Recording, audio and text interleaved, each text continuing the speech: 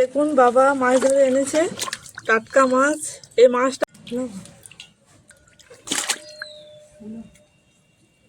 বন্ধুরা আপনারা কমেন্ট করে জানাবে যে মাছটার কি নাম হচ্ছে।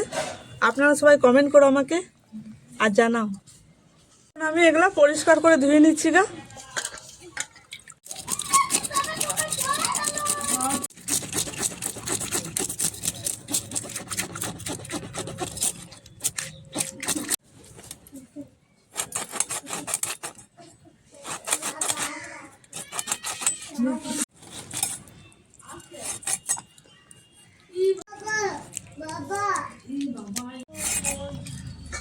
মাছটা আমার পরিষ্কার করা হয়ে গেছে।